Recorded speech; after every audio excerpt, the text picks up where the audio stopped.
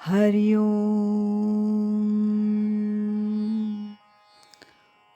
सार्थक वाटे झालिया वेचाचे, जीवनगाथा एका तपस्विनीची या शीर्षकांतर्गत पूजनीय स्वामी भक्त डॉक्टर सुषमाताई वाटवे यांच्या संकलित आत्मवृत्ताचं वाचन आपण ऐकत आहोत.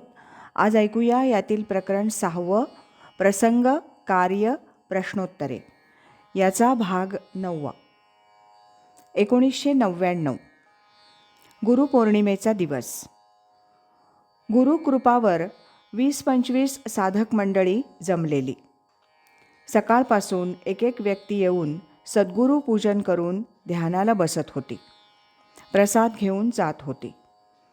श्री ज्ञानेश्वर महाराज, स्वामी स्वरूपानंद, स्वामी माधवनाथ यांच्या भव्य प्रतिमा उच्चासनावर विराजमान होत्या. त्यांचं पूजन केलं जात होतं. त्यांच्या चरणाशी बसलेल्या सुषमाताई सर्वांना प्रसाद देत होत्या. तेवढ्यात मुंबईहून मुद्दाम आलेले एक प्रौढ गृहस्थ पूजनासाठी उठले.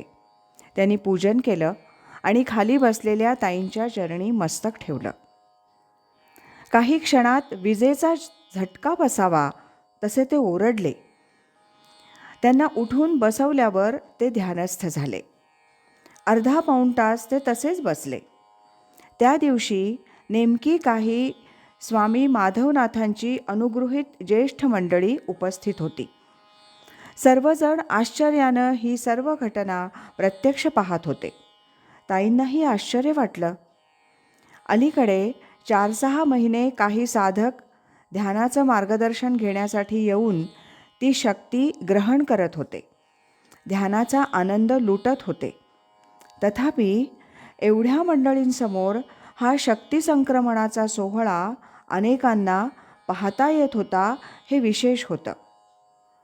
ताईंनी सद्गुरूंच्या प्रतिमांकडे पाहिलं. ताईंच्या नेत्रात कृतज्ञतेचे अश्रू उभे राहिले.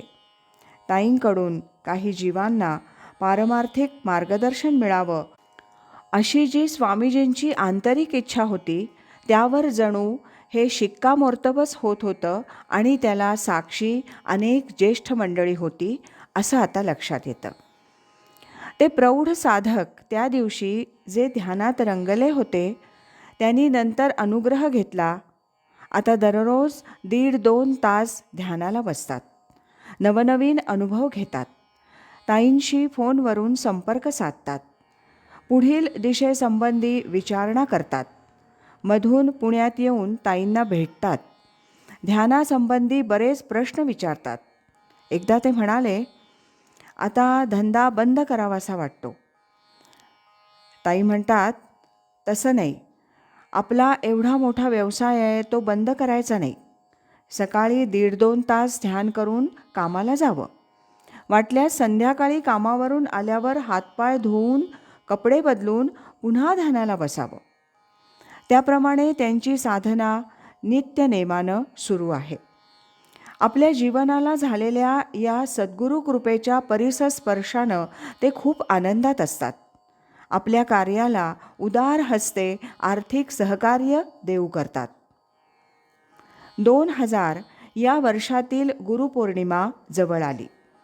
गेल्या 1-1.5 वर्षात बरीच नवीन मंडळी अनुग्रह घेऊन साधना करत होती. त्यांना सद्गुरूचरणी आपली भावपुष्पांजली अर्पण करण्याची इच्छा होती. त्यांना स्वतंत्र व्यासपीठ उपलब्ध करून देणं, आपल्या मनाप्रमाणे गुरुपूजनाचा सोहळा साजरा करण्याचं स्वातंत्र्य मिळवून देणं आवश्यक वाटलं.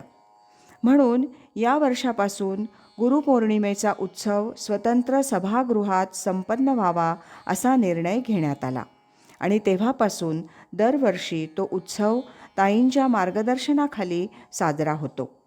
या बाबतीत स्वामी माधवनाथांनी त्या काळात काय केलं ते ताईंना माहीत होतं. स्वामीजींचे त्याबद्दलचे विचार लिखित स्वरूपात ताईंसमोर होते, म्हणून ताईंनी आपला विचार पक्का केला. 1974 परमहंस सद्गुरू स्वामी स्वरूपानंदांनी देह ठेवल्यावर 2-3 वर्ष स्वरूपानंदांच्या पुण्यातील शिष्यांनी गुरुपौर्णिमेचा उत्सव एकत्रितपणे साजरा केला. नंतर माधवनाथांच्या अनुगृहीतांची संख्या वाढत गेली तेव्हा मात्र स्वामीजींनी आपल्या कल्पनेप्रमाणे गुरुपौर्णिमा उत्सव स्वतंत्रपणे साजरा करण्यास प्रारंभ केला. तोच आदर्श ताईंनी आपल्यासमोर ठेवला. फेब्रुवारी 2002. माझी प्रकृती ठीक नसल्यानं मी अंथरुणावर स्वस्थ पडून होते. सायंकाळी 7:30ची वेळ. घरी एकटीच होते. मनात आलं की आता यावेळी मिलिंद, मंजिरी दोन्ही मुलं लांब आहेत. ललिताताई, दीदी याही परगावी गेल्या आहेत. आता या क्षणी माझ्याजवळ कोण आहे? त्याच क्षणी दारावरची घंटा वाजली. मी विचारलं, कोण आहे? दाराबाहेरून उत्तर आलं, मी सतीश. आळंदीहून ज्ञानेश्वर माऊलींकडून बुक्का आणलाय. माझं अंतःकरण एकदम भरून आलं. डोळ्यात अश्रू आले. जणू माऊली म्हणत होती, मी अखंड तुझ्याजवळ असताना तुला चिंता कसली? मनात शंका काय येते? स्वामी माधवनाथ नेहमी म्हणत, भगवंत सद्गुरू हे नेहमी आपल्याजवळ राहून आपल्या भक्ताला, शिष्याला सांभाळत असतात. त्यांच्या खुणा ओळखण्याची दृष्टी आपल्याला पाहिजे. खरोखरीच गेल्या काही वर्षात मी पदोपदी याचा अनुभव घेत आहे. आळंदी, पावस, सज्जनगड इथून कोणी ना कोणी अंगारा, बुक्का, प्रसाद घेऊन येतं आणि मी सतत पाठीशी आहे याचा अनुभव देतं. मनी धरले ते होते, विघ्न अवघेची नासोनी जाते, कृपा केली या रघुनाथे प्रचित येते. माझी प्रकृती एप्रिल 2001 पासून ठीक नाही असं लक्षात आलं. आम्ही प्रकाशित केलेले ग्रंथ वाचून आणि कॅसेट्स ऐकून अनेक मुमुक्षू अनुग्रह घेण्यासाठी आणि पारमार्थिक मार्गदर्शनाची इच्छा मनात धरून माझ्याकडे येऊ लागले. एक दिवस माझ्या मनात आलं की आपली प्रकृती ठीक नाही, तेव्हा यापुढे आपण हे काम थांबवावं का? त्याचवेळी कॅसेटवरचा स्वामीजींचा आणि माझा संवाद मला ऐकायला मिळाला. स्वामीजी आजारी पडल्यावर मी त्यांना विचारलं होतं, स्वामीजी, आता तुमचा उजवा हात, पाय काम करत नाही. भाविक मंडळी तुमच्या चरणांवर मस्तक ठेवतात. अशा स्थितीत शक्ती संक्रमण होऊ शकतं का? स्वामीजी चटकन म्हणाले, हो, देहाचा आणि त्या शक्तीचा तसा काही संबंध नाही. मी संकल्पपूर्वक एखाद्याला स्पर्श केला आणि त्याचा तीव्र संवेग असला तर त्याला ती शक्ती मिळू शकते. माझ्या मनातील शंका स्वामीजींनी दूर केली. तेव्हापासून गेल्या 1.5-2 वर्षात अनेक मुमुक्षू ती शक्ती ग्रहण करून ध्यानाचा आनंद घेत आहेत. आज इथेच थांबूया. यानंतरचा 10वा भाग आपण उद्या ऐकूया.